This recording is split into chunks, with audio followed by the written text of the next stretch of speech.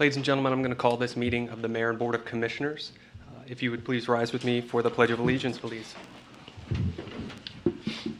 Pledge allegiance to the flag of the United States of America and to the republic for which it stands, one nation, under God, indivisible, with liberty and justice for all.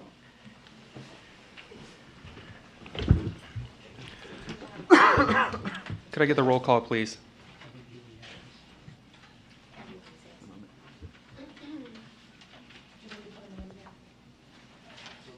Lisa, come back. Give us one, please. Thank you, Secretary. Could I get the roll call, please? Thank you. Commissioner Warnick, Here. Commissioner Arthurweith, Here. Mayor Marion, Here. Commissioner LaShire. Let the record reflect that the elected body is present with the exception of Commissioner LaShire. Thank you. Will you bow your heads with me for a brief prayer, please? Father God, I come to you tonight on behalf of the town of Rising Sun. I pray for our citizens. I pray for our elected body. I pray that you continue to guide us in a Christ-like way. I pray for all law enforcement officers, especially this evening with the incidents that happened in Elkton. I pray that you have a hedge of protection over all of them, including the Elkton Police Department, the Maryland State Police, CCSO, and our own Rising Sun Police Department, as well as other agencies throughout Cecil County. Please watch them and keep them safe. In Jesus' name, amen. All right. First on the agenda is a resignation letter that I received.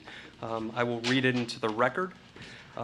Mayor and fellow commissioners, it is with deep regret that I inform you that I will be stepping down as an elected commissioner for the town of Rising Sun, effective October the 1st, 2016. I have certain areas of my life that currently are in a positive transition right now, which I will not discuss in detail. But know that I can no longer provide my utmost attention to town business, and therefore, in my opinion, am not serving the citizens to the best of my ability. I will not continue an important task such as this with partial attention. I will continue in my unwavering dedication to serving the citizens of Rising Sun and Cecil County, but will do it not as an elected official, but as an involved citizen and volunteer for some of our county's charities and causes. I've greatly enjoyed serving and getting to know each and every one of you, and have been humbled by the opportunity to serve as our citizens of the opportunity to serve the citizens of this wonderful town. Regards, Joseph Shepard. Tonight, I officially accept the resignation of Commissioner Shepard. I do want to say for the record that we thank him very much for his service to our community. Joe had a great relationship with our police department and helped in many initiatives, from our law enforcement breakfast that we do every year to most recently with our Back the Blue t-shirts, which have recently been on sale downstairs. Joe is a great guy, and he will definitely be missed. But we thank him so much for his service. I do want to say, in regards to the resignation and the open commissioner slot, that starting tomorrow, I will accept anyone that is interested in serving as an elected official on our town board. If they are interested, they can contact me either here at Town Hall, leave a message for me, or send me an email. My email is listed on our town website, and then we will move forward with those that are interested. I will get the board involved as well, because ultimately it is a group decision. It's not just my decision, and we will move forward with that. So there is no approval of town meeting minutes, no reporting of an executive session. Town Administrator, do you have the public presentation for Resolution 2016-17? Yes, I do.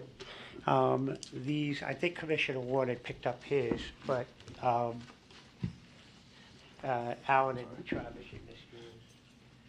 This is the same document I didn't realize yours. that got sent to you guys the other day.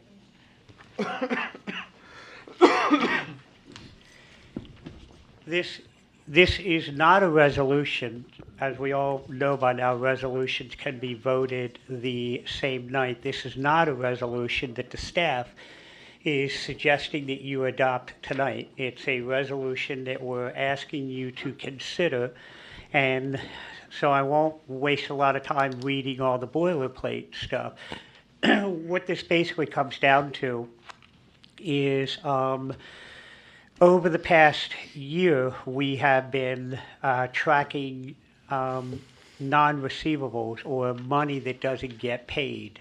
related to utility bills, and we came to the board towards the end of the last fiscal year talking about how that creates a nightmare from an auditing standpoint in terms of large numbers of people not paying their bill on a timely manner. And under the old system, there was no real incentive to pay your bill on time. The town would go through a lot of steps to get to the point of where we would even shut bills off. So, for instance, we might send out about 200 or so notices to people saying that they had not paid their bill, and after, many man hours of mailing those notices and then getting people to respond and then going door to door. Sometimes our public works people were distributing up to 50 to 80 what we're calling door knockers to tell people they had not paid their bill, to then get that whittled down to about 15, to have our guys then go out again and knock on people's doors and say, hey, we're here to shut your water off. After all of that exercise, we might shut 2 or 3 services off. And one of the reasons why that was happening is there was no penalty, unlike paying your electric bill or your cable bill or even your mortgage for that matter. If you don't pay it within a reasonable amount of time, those entities will charge you a penalty fee.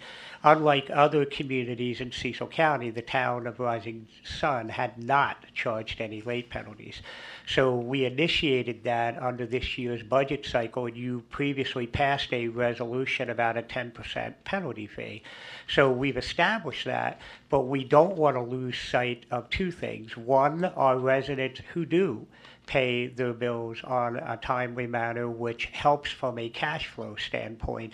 And then secondly, and I've talked about this before, and I'm not sure that people quite are getting the grasp of this, the town of Rising Sun charges in its water, it charges in 1,000-gallon increments, with the minimum amount being 1,000 gallons.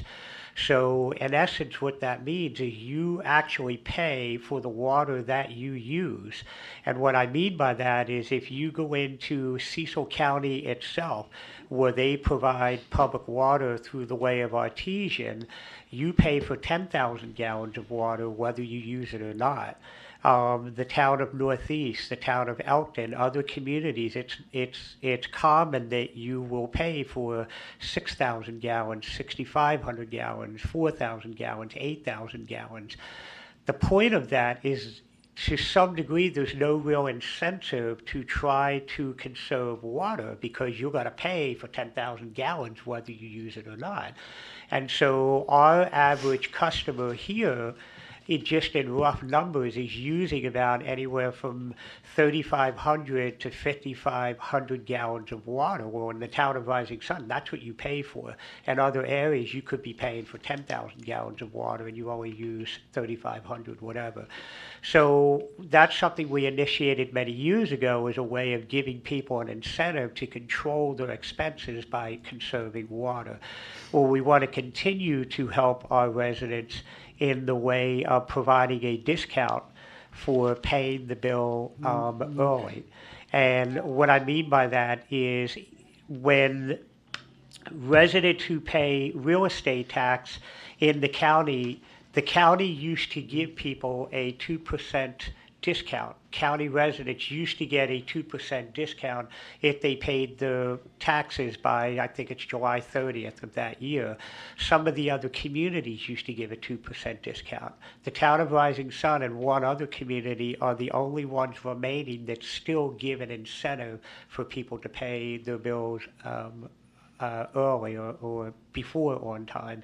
And the idea is to continue that here. So right now, people open up their bill, they get a utility bill roughly around the first of the month, the end of the month, the 30th, 28th, 29th, 30th. And at the top of the bill, it will say the bill date would be, in this case, November 1st. And typically we give people till the 20th to pay their water bill. What we're proposing is that anyone who pays their water bill within 10 days of the bill date, so hypothetically that's around the 10th of the month, if you pay your water bill early, you can get the benefit of a discount. One of the reasons why we're not suggesting that you adopt this tonight is I'm still working, if you notice in the document, it talks about getting, asterisks because we have to fill in what the percentage discount is going to be. We have to fill in what the flat rate, and we haven't quite crunched all the numbers yet on that. The other thing that we're recommending in here is that it be a percentage of the person's bill or a flat discount, whichever is greater. So at the percentage, let's say we say that people can get $5 or $8 off their utility bill. If the percentage ends up being less than that flat rate, the flat rate would supersede the percentage rate, and vice versa. If the percentage rate is higher than the flat rate, then the percentage rate would supersede the flat rate. So again, it's a way of trying to help our residents with these bills at the same time, and then also obviously help our cash flow situation too. So that's basically the gist of that resolution. Thank you. All right, moving forward, citizens' input.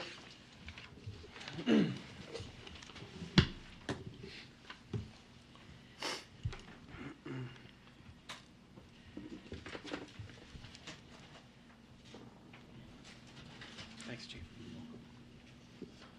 Mr. Jackson.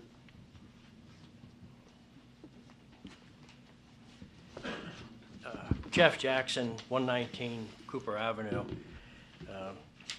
The town of Rising Sun has had to make several difficult decisions this year, but there are many Rising Sun residents having to make difficult decisions also. Like my neighbor who was on a fixed income who came to me in September when she was having trouble coming up with a $384 debt service fee to pay her property taxes. Or the young couple who bought a house in town in the spring only to find out because the house came with a spider property, their escrow account is now short $768. Or myself, I have 3 unimproved properties in town, one of which is a spider property. My taxes, not including my house, which is in town, have increased close to $1,200. I ended up canceling a trip I had planned this month because I figured I didn't need to be spending any more money than necessary. But yet the town seems unwilling to make tough decisions that the residents are having to make. And I don't want to seem like a Scrooge, but at the last mayor and commissioners meeting, the town donated $500 to the Shop with a Cop program, which is a very good program and an asset to the community. But I have to ask, where did this money come from? The town should not be donating taxpayers' money when the town has stated many times, including this evening, about having cash flow problems, and many of our taxpayers' residents are struggling.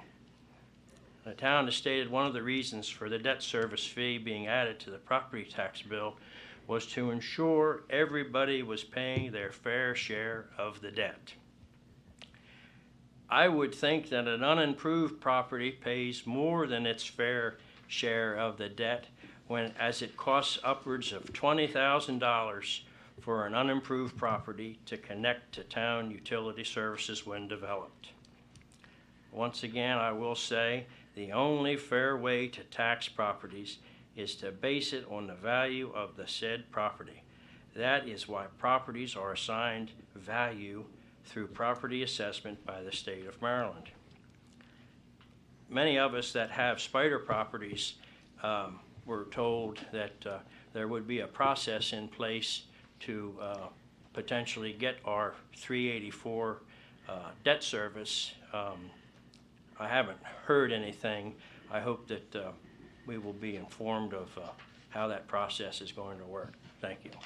Thank you, Mr. Jackson. Mr. Fisher.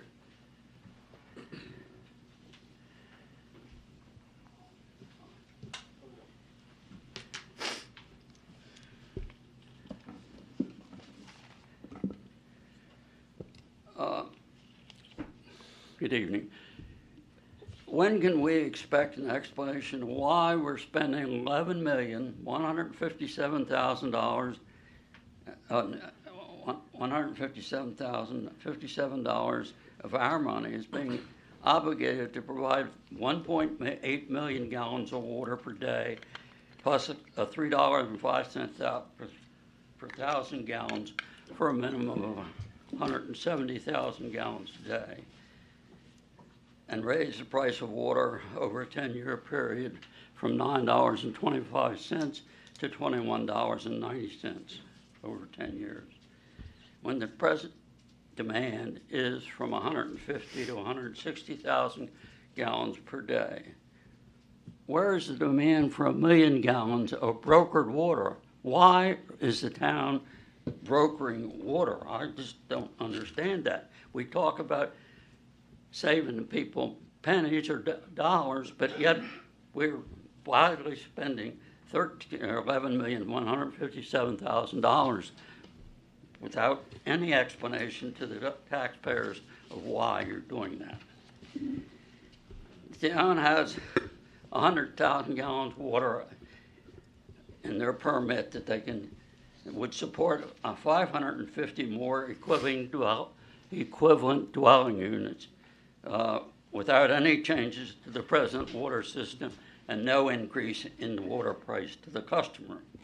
An additional 1,333 equivalent dwelling units can be added with a plan which was presented to the town in late 2013 with a favorable accompanying letter from Maryland Department of the Environment. This plan would not involve any long-term debt or increase in the price of water. I just can't understand that. That's tripling the size of the town. How long is it going to take to triple the size of this town? It's taken 200 years or 150 or 75 years to get to where it is now. Now we're going to triple it in a little while. And not even going to do that. I haven't seen or heard any facts which refute my comments in the 2 letters to the editor in the Rising Sun Herald recently.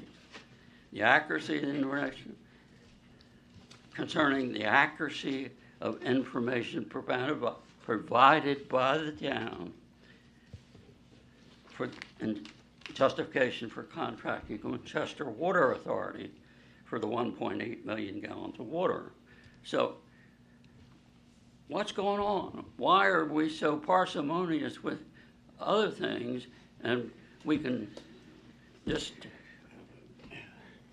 gamble away $11,157,000, which will probably, for water that will probably never be needed? Anybody have any response?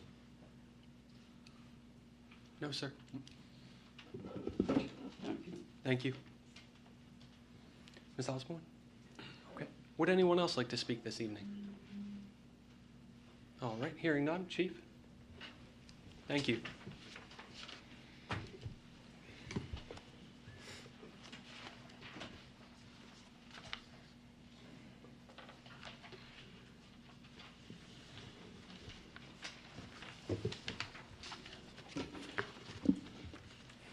Good evening, Mr. Mayor, Commissioners. During the period of September 25th through the October 25th, we responded to 620 calls for service. There were no significant events during that time period. The officers received 192 hours of training that included firearms, law updates, first aid, things of that nature. It also included dealing with mental illness. During that time period, the officers also made 8 arrests for heroin and meth. Meth is becoming the most prevalent drug that we're finding on the street. It's taking a little change. and the combination of both. We had one auto theft, one public intoxication, 4 fugitives from other areas. They wrote 121 warnings, 8 citations, 2 parking tickets, 2 criminal citations, 1 emergency evaluation, 3 civil citations, and 1 juvenile arrest. In the areas of concern, along Main Street, they spent 24.5 hours of traffic enforcement. They stopped 47 vehicles, and 1 arrest was made in that area. That was Main Street. Along South Queen Street, they spent 11 hours monitoring traffic and made 14 vehicle stops. In Valley View, they spent 11 hours of patrol and haven't stopped any vehicles. I'll ask a question while I have the chance. Have you seen any difference in Valley View? I still see the same cars running that stop sign down there. Okay, Every day. There's one that don't, 'cause Mr. Stickley got that girl. okay. Yeah, Well, Yeah. sometimes it takes more than one time of being got before human Right. behavior They- changes, so they we'll are. continue. All right. And lastly, Officer Herbert received an award yesterday from the State Highway Administration and the National Highway Safety Office for his DUI enforcement during the period of 2015. I'm very proud of what he has done in keeping Rising Sun safe with DUI enforcement arrests. And that is my report, unless there's any additional questions. Yes, ma'am. Going back to Valley View and the no parking signs.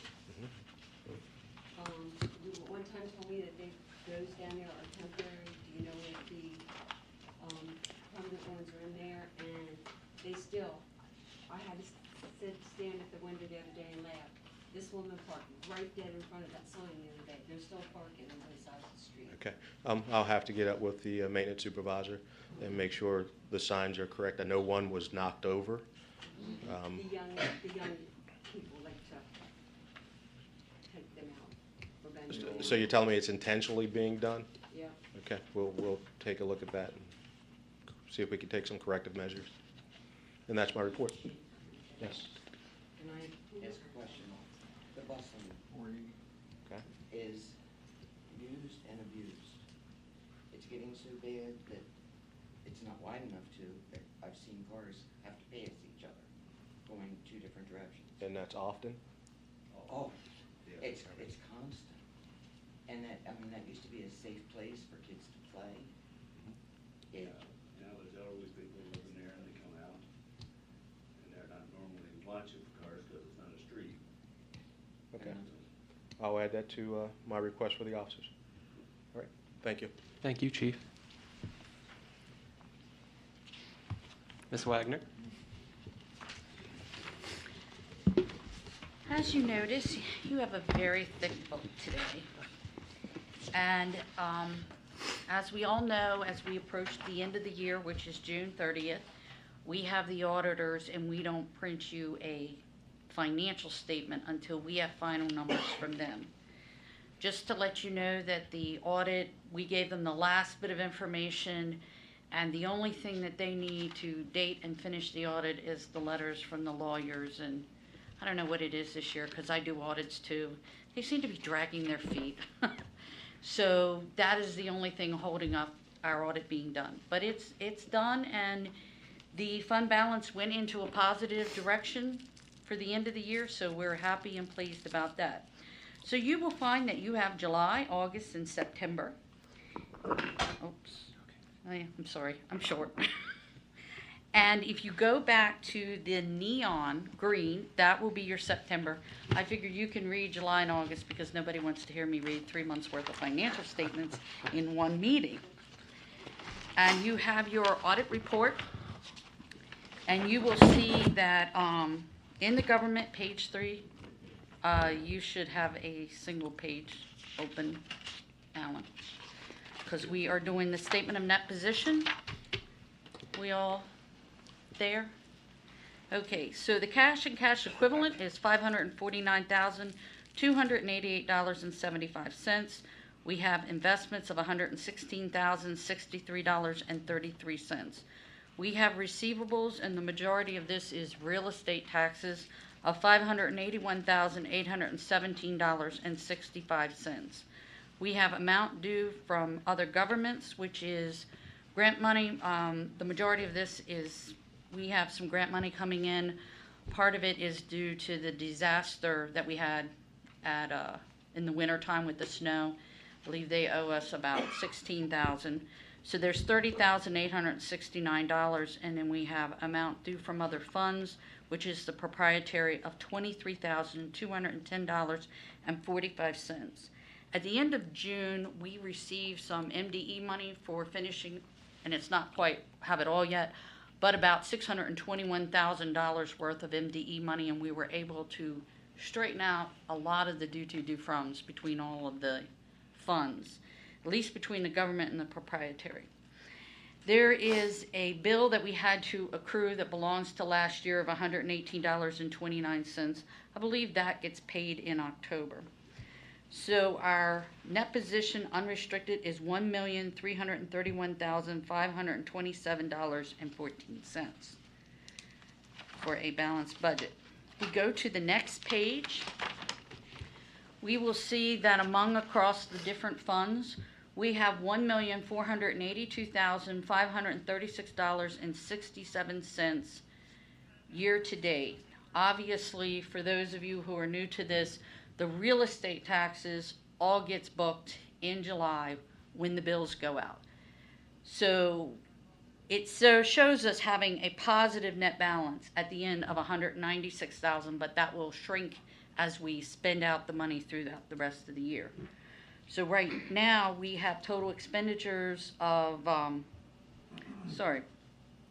me rephrase that, of $1,133,809.96 is the positive. But we will use that money up throughout the year as we spend our real estate taxes. So far, year to date, we've only spent $348,726.81. Anybody have any questions there? The part that I know you all like to see is where we stand budget to actual. And just as we book the actual real estate taxes, we also have the budget all happen in July. So that you will see that the only difference is right now standing at the end of September is we are running $25,968.05 above budget. And expenditure-wise, we are running $229,791.52 less in expenditures. So we have basically been keeping our expenditures under control year to date. The largest area of that is the capital outlay, which is $126,000, and that is part of the improvements on Park and Recreation, where we're improving the stormwater management part there, and that's probably not going to happen until the spring. Probably. But it's delved out and spread out over 12 months. The expenditures all go into the budget that way, because we don't know quite exactly what month they're going to happen in. Any questions with the government fund? Then we have the proprietary fund, which is basically the water and sewer, and is also called our business type activities. This, you'll see that the balance sheet is a little bit fuller, and I'll give Calvin a second to catch up, and that's because in the government fund, we do not book fixed assets, but in the business type proprietary funds, we do book our assets. So you will see that in the water and sewer, we have $1,501,424.04. We have receivables of $125,769.62. And then the water and the sewer have created a loan between each other, and part of that is due to the fact that we had more money coming into the sewer and the water needed money, and we've started prepping up for the water project. So we have put out engineering fees, and the sewer loaned the water that money. to help them out. So there's $625,898.98 that's been loaned between the two proprietary funds. There is due from other governments, and this is the last of the MDE grant money of $236,956. And then we have restricted cash, which sits in the account to finish up any of the undone stuff with the sewer project of $605,622.49 for a total assets of $23,874,127.63. And that net capital asset is the assets less the accumulated depreciation, and that's $20 million. Any question? Okay, we will go right on. The accounts payable and accrued expenses are $124,189.55, and that is a little high right now because, of course, at the end of June, we accrue up a lot of all the expenses that belong to last year. And some of these bills, because we were waiting for the MDE money and different things like that, even though they were an actual expense in June the prior year, they were booked and accrued, and as we pay those down, and I think in October we paid a lot of those down, we will see this number come down significantly. Due to other governments, that's the Bay Restoration money that we collect at the end of every quarter, and then in October 20th, we will pay what we owe to Bay Restoration. And that's $23,590.52. And then we have amount due to other funds, and that is a little bit is the government, and the rest is what the water owes to the sewer. Long-term debt. This is where you see in water $990,713.74. That is the last water tank that we purchased many, many years ago that we're paying on. And then the $13,109,789, that is the loan for the new sewer plant. So the net investment in capital assets, which is basically the 20 million minus the 14 million, is $6,668,953.76. Unrestricted is $2,298,781.63. You will see that the total revenue for the first 3 months is $296,585.48. I'm on page 4 now. And the expenditures is $433,835.76, which is a operating loss of $137,250.28. So you all understand that actually we're not operating at a loss. We have depreciation in there of $214,339.63, which is a non-cash item. We've already paid for the sewer plant. It's just now that it's in operation, you are going to see that we are going to book depreciation every single month to match revenue to expenditures. You will see that we have interest and investment income of $857, and we have interest expense of $19,774.31. Any questions with that? We will go to budget to actual. And you will see that we had budgeted $358,624.43, and we have actual $296,585.48 for a difference of negative $62,038.95. One Right. thing, I lost you there. What page are you on? page 8, Page 8. the last page of September.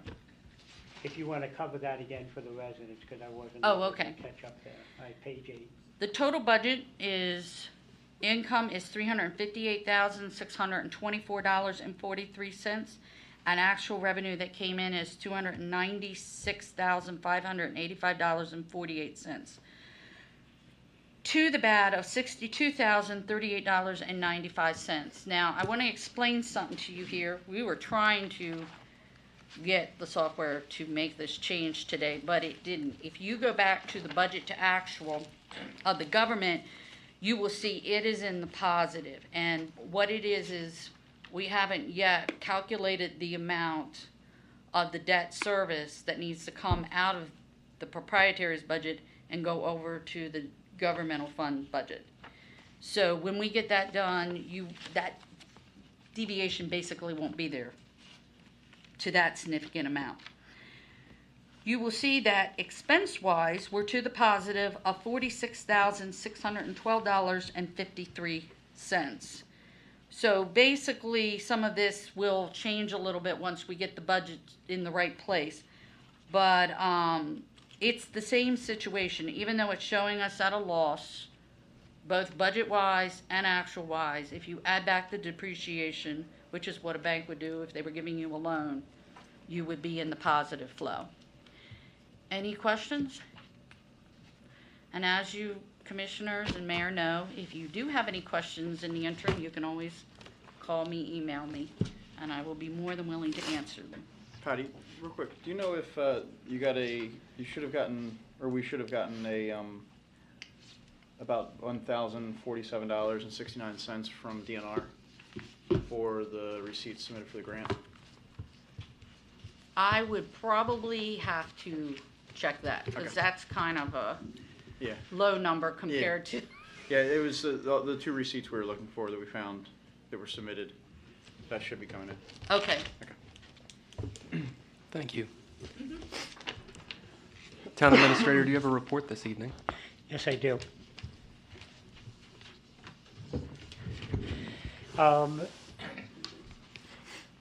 It's been a while since we met, so there's a couple of things that we need to catch up on here. First of all, the following up on the accountant with a financial snapshot. For the longest time, the town used the same auditor, let's call it back in the day, from the 1990s into the early 2000s. They used the same auditor. One of the things that we have done since 2007 is we have changed up auditors to try to keep, fresher eyes looking at things from the standpoint of the most integrity in terms of having a third party look at your record. So we changed auditors last year to a new auditor this year. So this is another fresh set of eyes looking at the budget, looking at the financials. One of the things that comes out of that, and it's what Patty sort of alluded to, is that when the auditor, one of the reasons why we don't give you financial reports in July, August, and September is because when the auditor comes in, they have the right and the authority to say, well, we don't necessarily agree with where you booked that. We want it moved over here. So it changes your financial records. So that is the case this year with a new auditor coming in with just a different way of doing things. As a result, something that we have done in the past, which Patty is working on, is we try to make your monthly statements that you get match the way a particular auditor is going to be releasing their information. In other words, stuff gets categorized certain ways. So we try to make sure that it's really easy for someone to look at the monthly financial statements and track the same language and the same categories in the audited statement. So that's sort of the exercise that we go through. One of the other items that is of particular note, when I talk about cash flow issues, as you can see, our financials are relatively healthy. What we're talking about is, in running a business, having your cash flow match what you need to be paying on a regular basis. And a good example of that is when we were building the sewer plant, because, and you've heard Patty talk about to-do do's back and forth, it's because when you are building a large infrastructure project, in the case of the sewer plant, it was $13 million to build, you have to pay those bills up front before you get reimbursed from USDA. So that requires you to go into your various funds, pay the bills that come in, and then when the money comes back, you have to pay those funds back. And so that's what Patty is referencing there when we talk about the to-do twos. That's to some degree cash flow, is how you manage your cash flow. So our financials, despite the big ticket items that we've had to pay for, we are relatively stable. We have to monitor it like any other business in these tough times right now. We have to monitor it.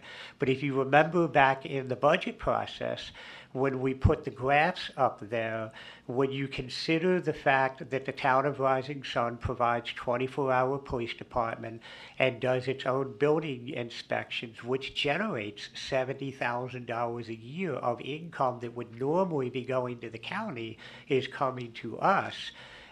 When you look at all those numbers and compare how much we spend per resident, in many cases we are over $200 less per person spent, despite the fact that we provide more services in terms of police protection and code enforcement than the other communities do. So when you look at what and it's not just this elected body, it's prior elected bodies and the systems that they put in place, we do try to maximize every penny we get to provide as much services as we can. As I showed in the budget process, there are some communities that the services that they provide cost them over $500 per resident in their community to pay. That means, in essence, that resident is paying $500 a year for that service, and that municipality is spending that back on the resident. Our residents are paying essentially $360 for those services there. So we're providing a lot of services as economically as we can. And when you hear Patty talk about in our financial statements, we continually every year do everything we can to keep our expenses lower. And this year we did have an issue with trying to keep our projected expenditures lower than what was in the budget, simply because we had Ryan Drive disasters here, where we're paying a lot of money to take care of those issues that were lingering around and popped up. So despite that, we're still coming out of this in fairly decent financial shape. Ryan Drive, I wanted to segue into that. A couple months ago, the elected body approved the paving of Ryan Drive. The original paving was supposed to go from Sunrise Circle, the intersection of Sunrise Circle, up to a particular point, but not all the way to the cul-de-sac.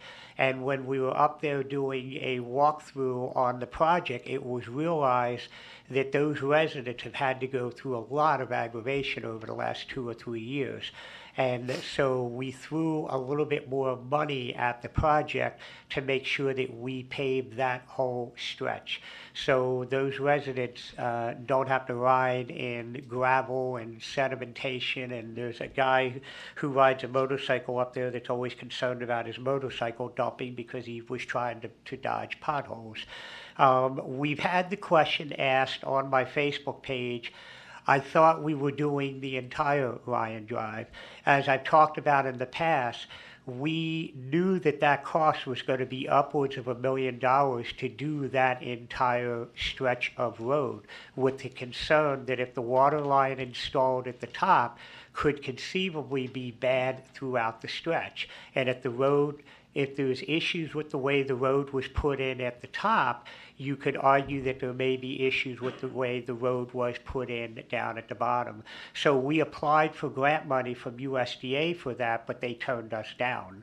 So you can tell by our financial numbers when Ms. Wagner starts talking about real estate tax of, collecting 800,000, 760,000, whatever it is, when you've got a one-time $1 million expense to take care of a road, you're really pressed to try to figure out how you're going to turn, real estate tax less than $1 million into $1 million of paving.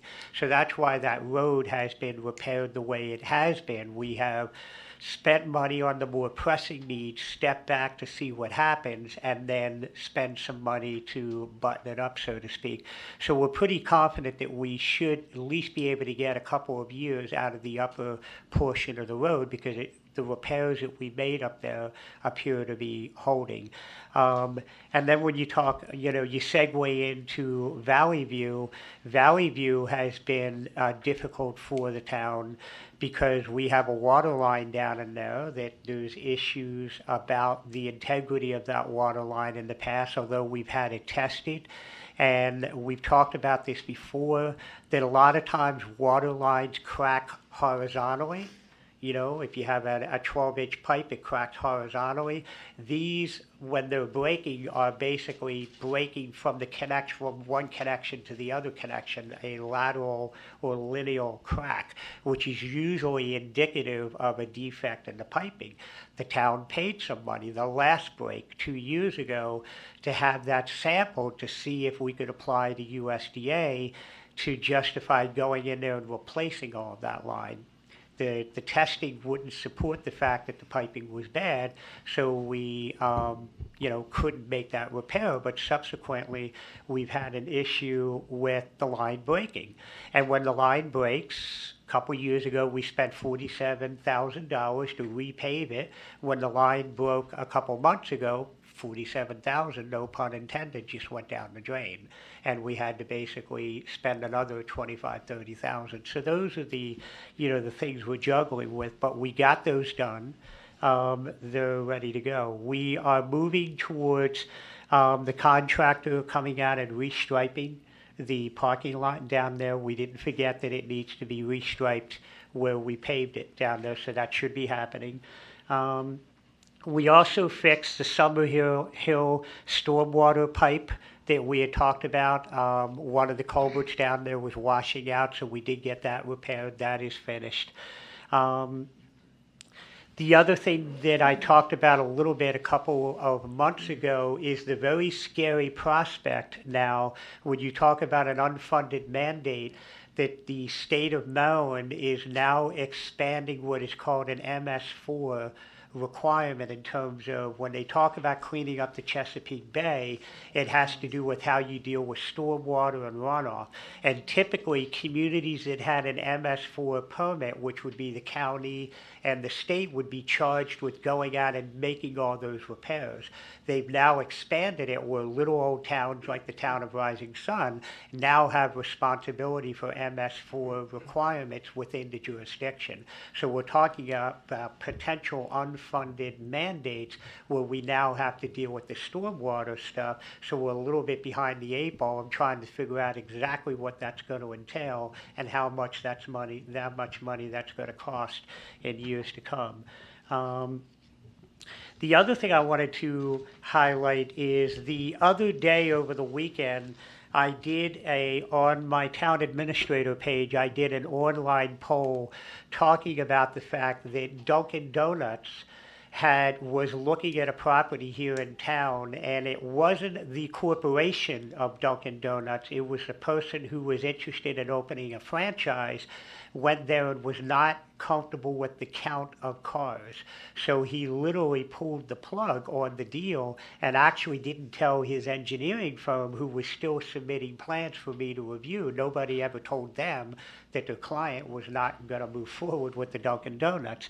So the point was, despite the the fact that we see McDonald's packed all the time and Martin's packed all the time, obviously a lot of cars, that individual felt that Dunkin' Donuts would not be able to survive.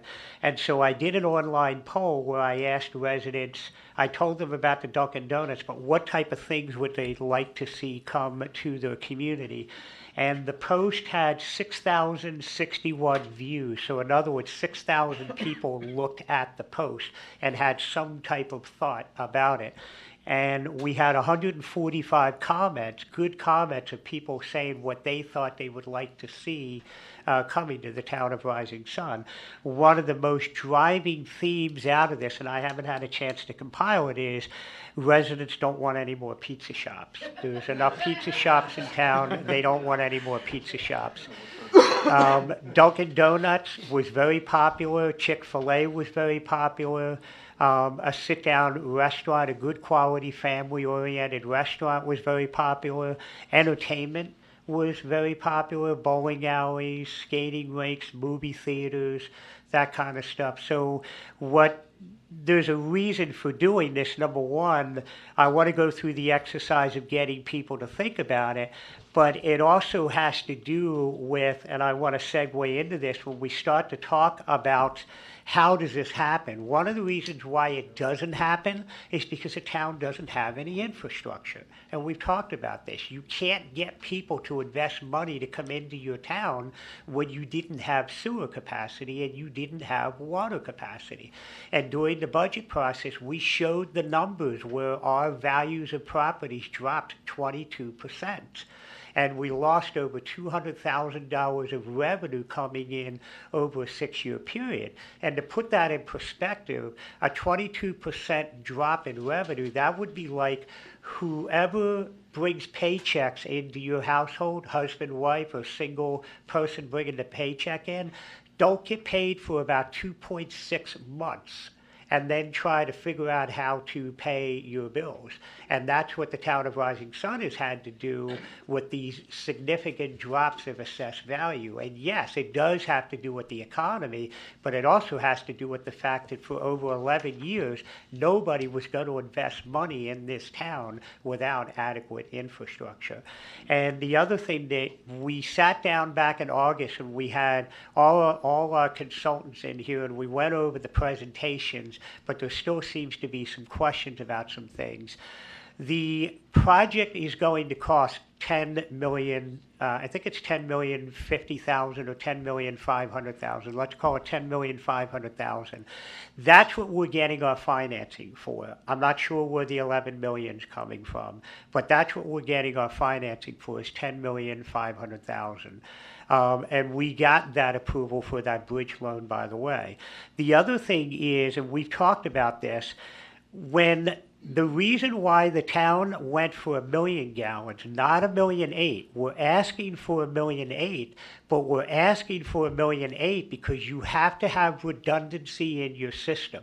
In other words, you have to ask for enough water that if there was an interruption in the service or something, that you have a lot more capacity than what you actually need. That's one of the reasons we have a problem with our wells here, is we don't have redundancy in our existing wells. That's why we have the issue. It's the same thing when you get it from somebody else.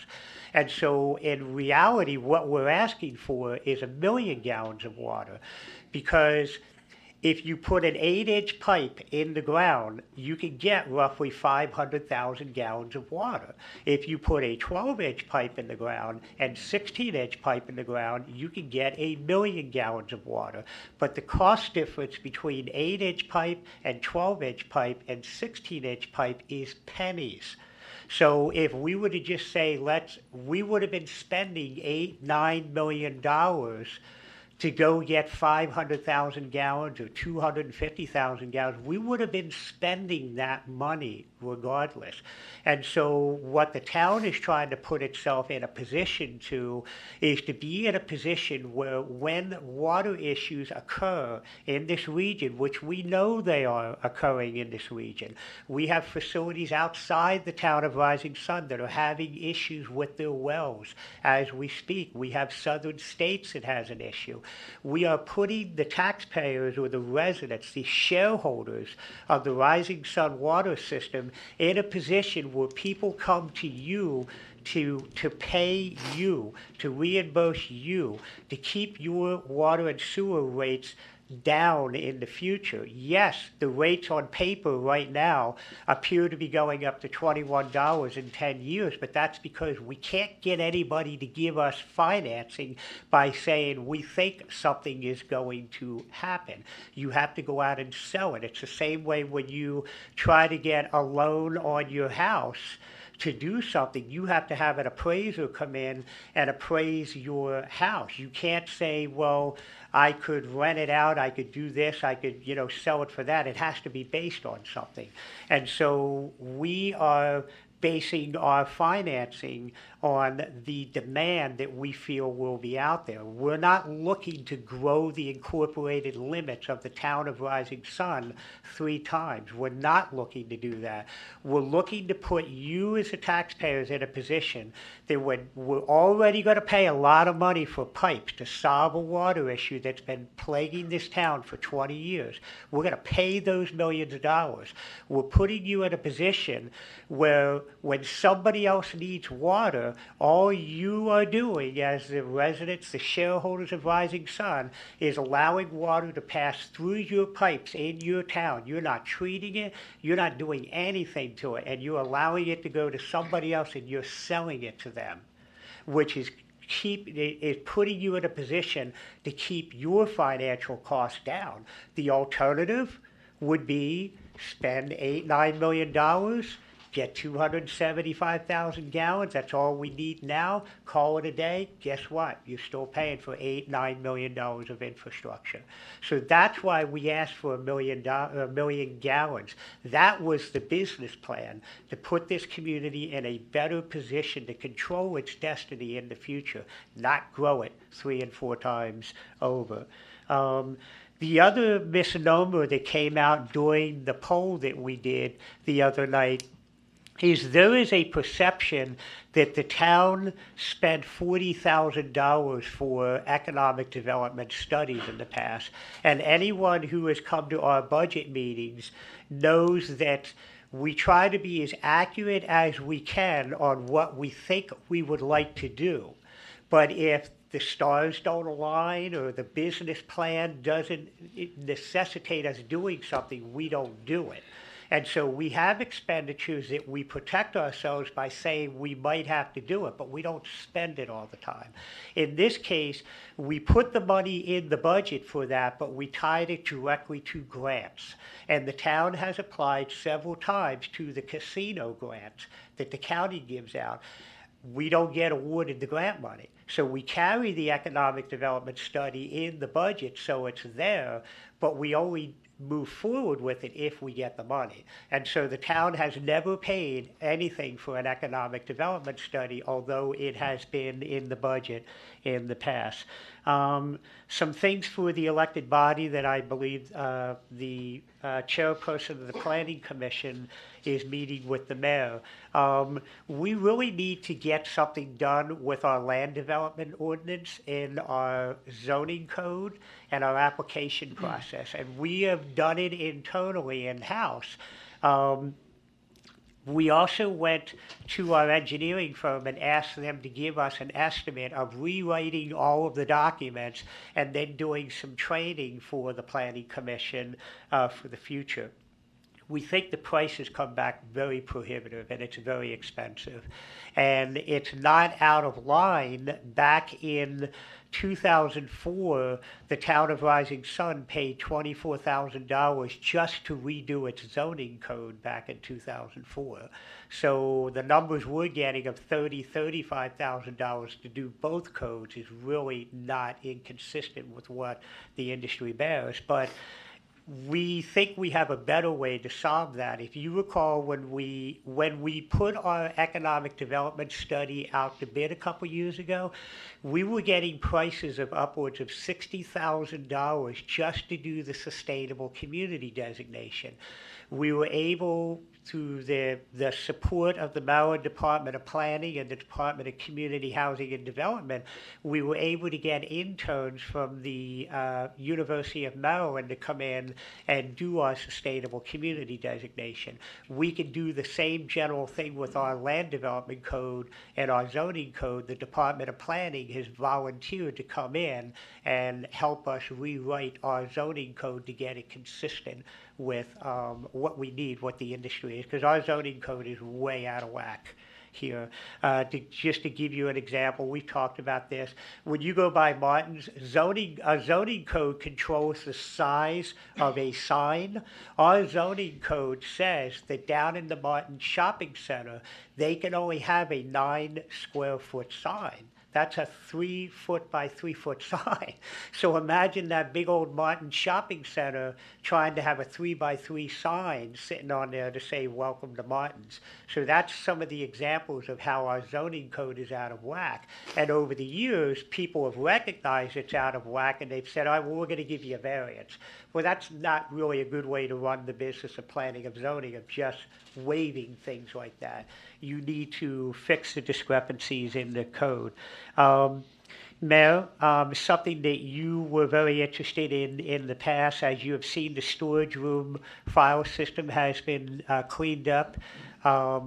It really looks sharp down there. In addition, we were able to get our street files straightened out.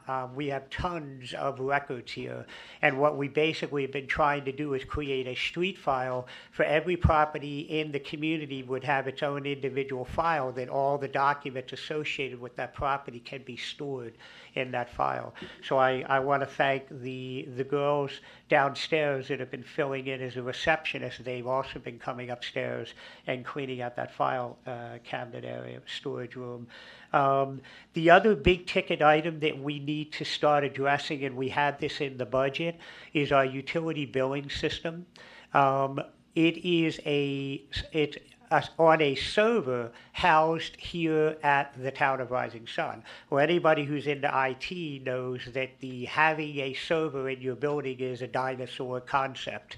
And so our server has crashed a couple times. It's basically held together by gum and chicken wire, and we budgeted to get it upgraded.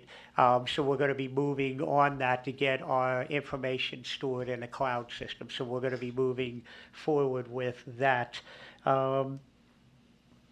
The other item that we're working on from a business plan, and again, this goes back to what the town of Rising Sun tries to accomplish for the community, not only now, but in the future.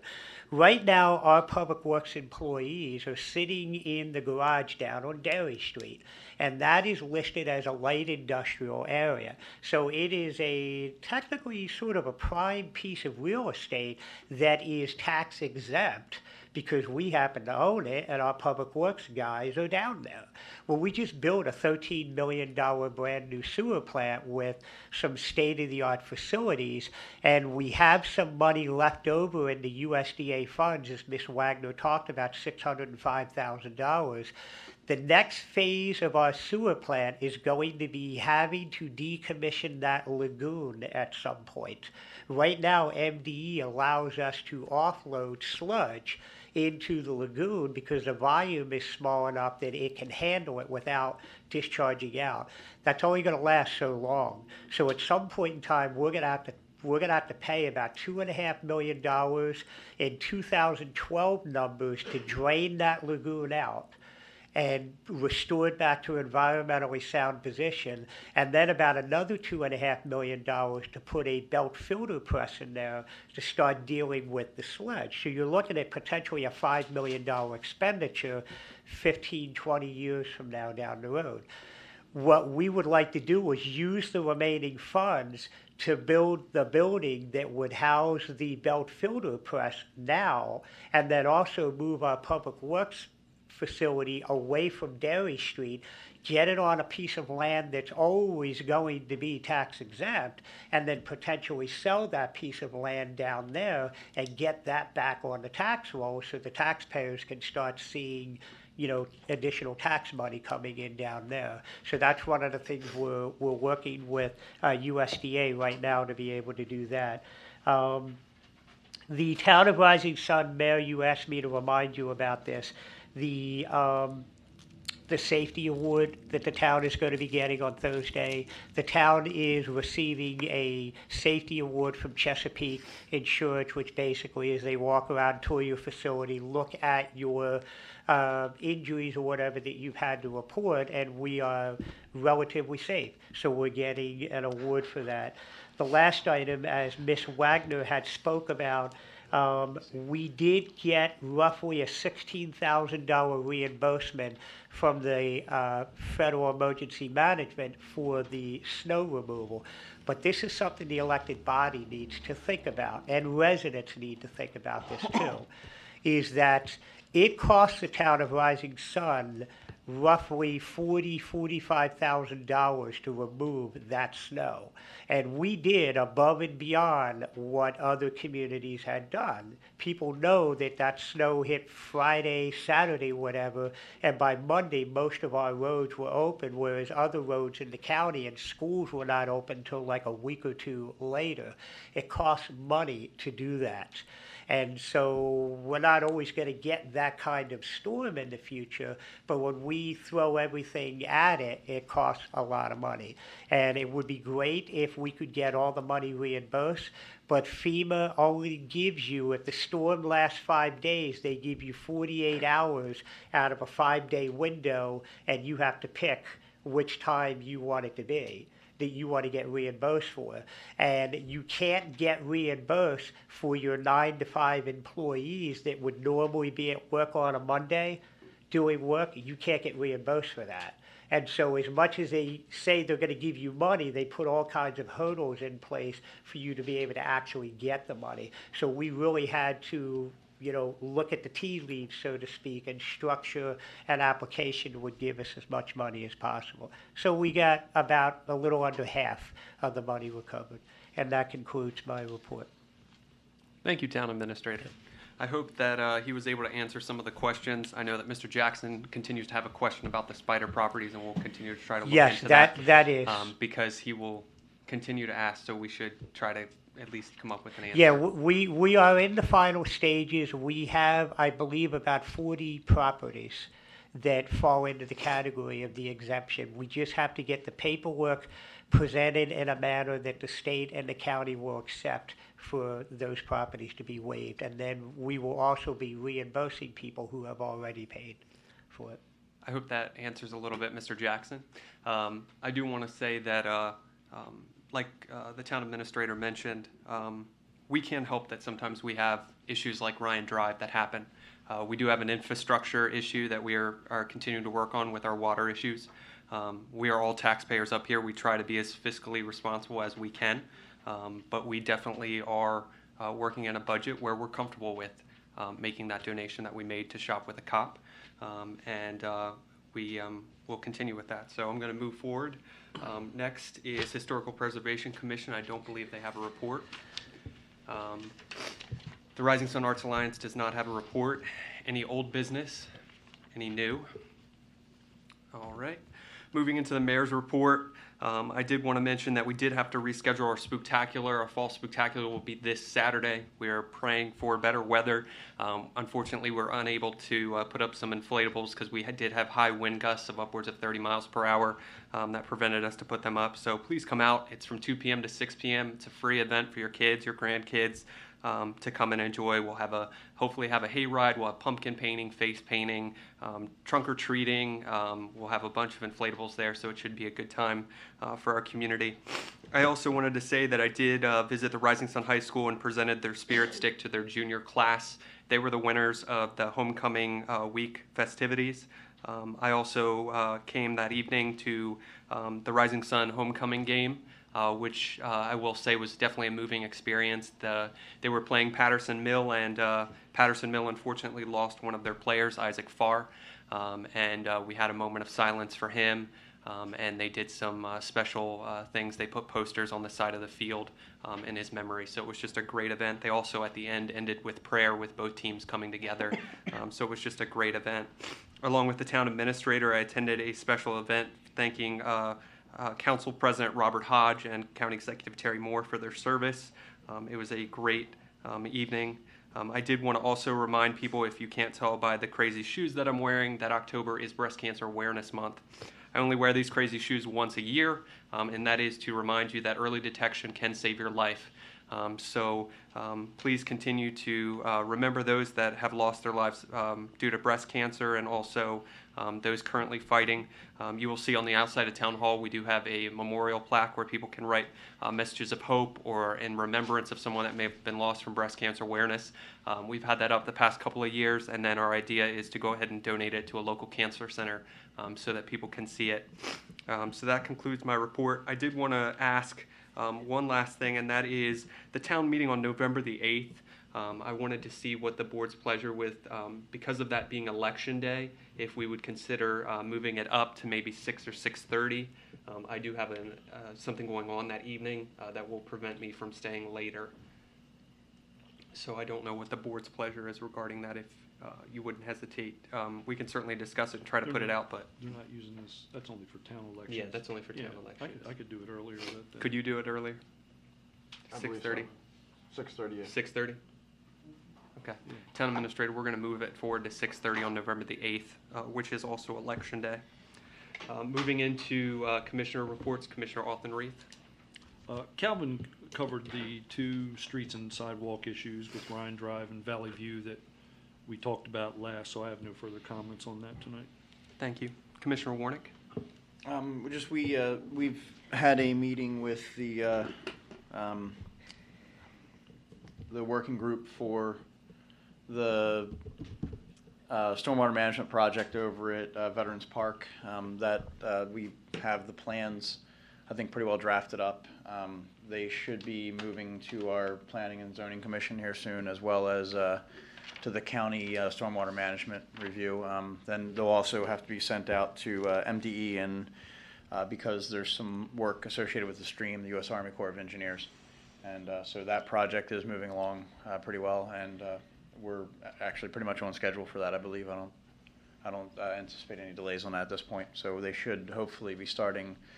I think they'd like to start in the spring, and I believe the sections that they're going to start in will hopefully not impact Little League in the spring, and then we've made it very clear that they can impact the Civil War reenactment in October. So we should be okay as far as those 2 points. But, and I believe with that, that is my report. The one thing, real quick, there was some questions raised about the 2 ordinances. The 2016, I can't remember the numbers offhand, but I think it's 4 and 5. And I was expressing before the meeting started, some people were asking, those 2 ordinances have exceeded the 60-day window. So they would, in order for anything to happen with those, they would have to be reintroduced. They can't, there will not be a vote on those at this point. At this time, we won't be moving forward with And it. yeah, I don't believe there'll be any, I have no plans to reintroduce them. I don't believe anybody, I don't speak for everybody, but I don't believe they'll be introduced anytime in the near future. Mr. Mayor, could I ask Yeah, Calvin? go ahead. Calvin, could tell us a little bit about the water leak over the weekend? I was out of town. That happened down by the townhouse. On the Ryan Drive. It was not a bad water leak, it was service connections. The good news is, having dug up the street, the piping down there is ductile iron and not the PVC pipe that was bad at the top. So at least we know down there appears to be pretty good. Yeah. So it was a service connection. Okay, good. Yeah. Are we going to be able to cold patch that with some blacktop before Yeah. it gets too cold? Yes. All right, good. Okay, thank you. Does anyone have any more business before the board? I did want to say, after the end of this meeting, I will be interviewing Lisa Tome for the open commissioner spot if she is interested. No, I'm just kidding, Lisa. Could I get a motion to adjourn this evening? I got one. Okay, go ahead. Monday's upcoming Halloween, so everybody should just be out there being careful. Yes, definitely. Continue to watch out for not only kids, but people that may be walking with their children as well. I know RSPD will be out there and on full alert during that time. Halloween trick-or-treating is from 6 p.m. to 8 p.m., so, and that is on Halloween. So could I get a motion to adjourn? So moved. Second. It's been moved and seconded. All in favor? Aye. Meeting adjourned.